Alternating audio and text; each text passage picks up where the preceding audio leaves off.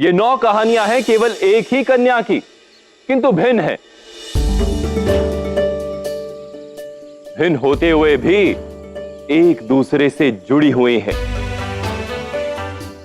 क्योंकि एक कहानी का अंत होता है तो दूसरी कहानी का आरंभ होता है। ये कहानी है पार्वती की, हिमावन और मैनावती की पुत्री शैलपुत्री की।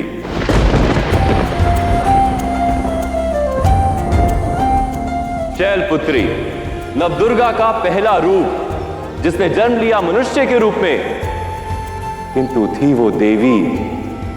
देवी? तो फिर मनुष्य रूप में जन्म क्यों लिया?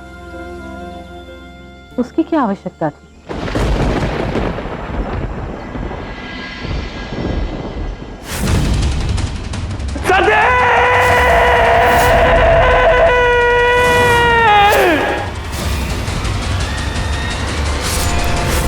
क्योंकि एक कथा का अंत ही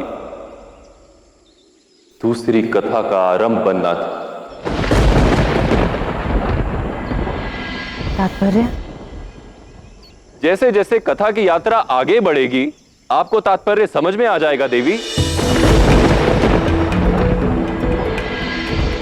शैलपुत्री के रूप में जन्म लेने से पूर्व देवी ने यह सुनिश्चित किया कि मनुष्य रूप में उनकी यात्रा पूरी हो सके।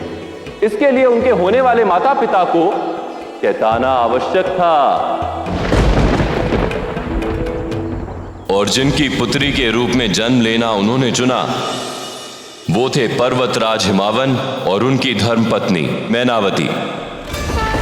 जन्म से पूर्व देवी ने उन्हें साक्षात दर्शन दिए। महाकाली ने अपना संपूर्ण रूप उन्हें दिखाया।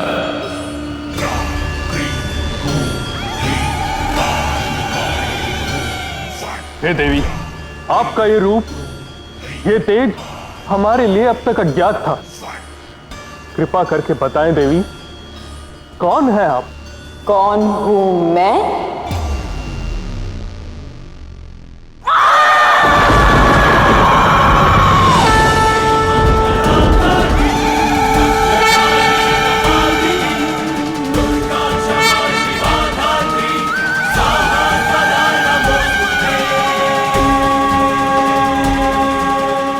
कर्म मैं, मोक्ष भी मैं, प्रकाश मैं, अंधकार भी मैं,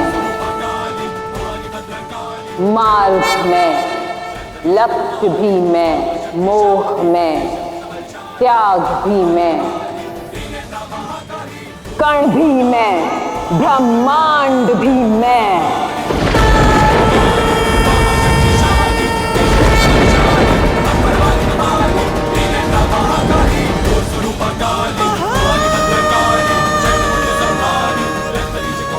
अंत में, आरंभ में, काली में, महाकाली में।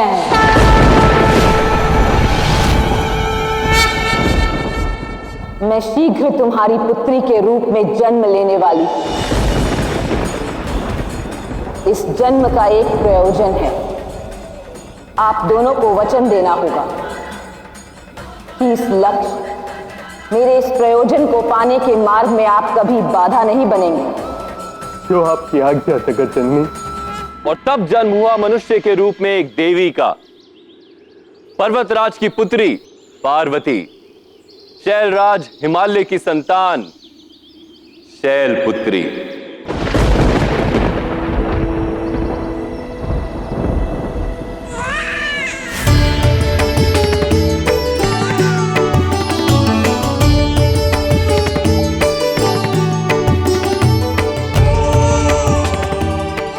चलो और खा लो पार्वती।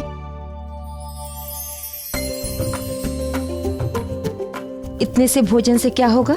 लो खाओ। नहीं, मुझे नहीं खाना। मुझे भूख नहीं है माँ। परंतु खेलने की इच्छा तो अवश्य हो रही होगी मेरी पुत्री को। पुत्री पार्वती, देखो आपके पिताश्री आपके खेलने के लिए कितने सारे खिलौने लेकर आए हैं।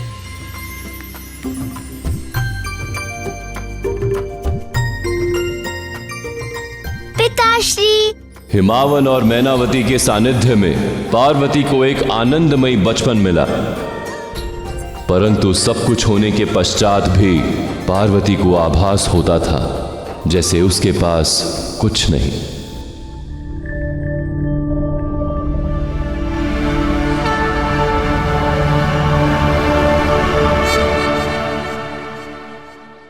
सच में मेरे साथ भी कुछ ऐसा ही होता था। बालपन में बाबा इतना प्रेम करते थे, परंतु यूं अनुभव होता था जैसे कि कोई कमी है। आगे की कथा सुनाओ ना बटोही।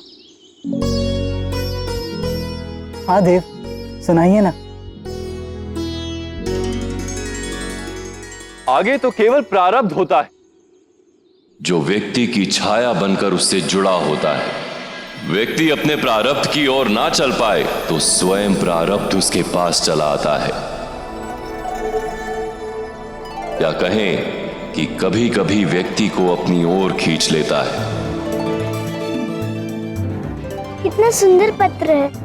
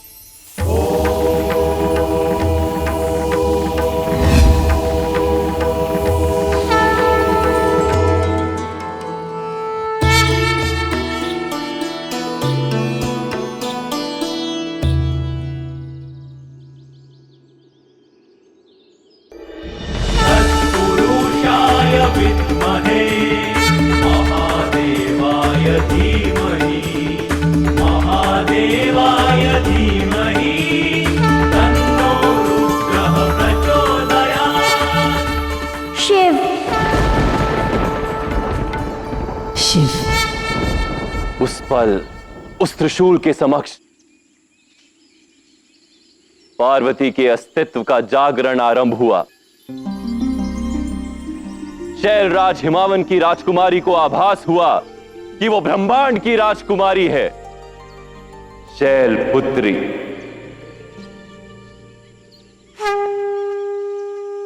ओम देवी शैलपुत्रे नमः।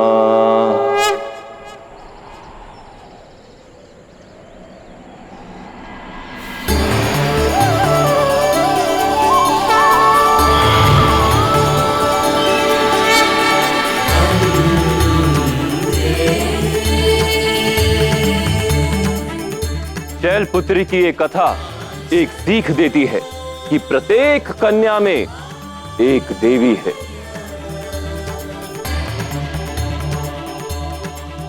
मनुष्य से देवत्व का अनुभव कराने वाली ये कथा प्रत्येक माता पिता को भी ये सीख देती है कि उन्हें अपनी संतान को उनका लक्ष्य पाने का मार्ग दिखाना उनका उत्तरदायित्व है।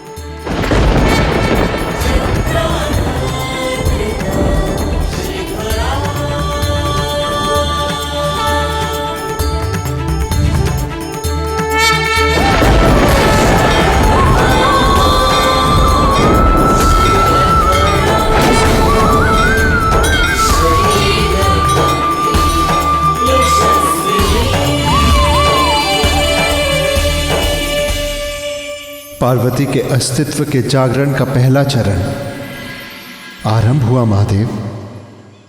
हाँ नारायण, अभी मूलाधार चक्र जागृत हुआ है, परंतु ये ऊर्जा मन को विचलित भी कर देती है।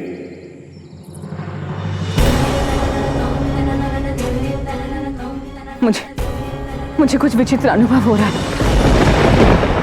ऐसा अनुभव हो रहा है जैसे कोई भीषण ऊर्जा जागृत हुई है मुझ में। क्या हो रहा है मुझे बटोही? कहीं ये कोई माया तो नहीं? माया नहीं, किंतु मेरी कथा जीवन का अस्तित्व तो अवश्य बदलती। तो मुझे आगे की कथा नहीं सुननी।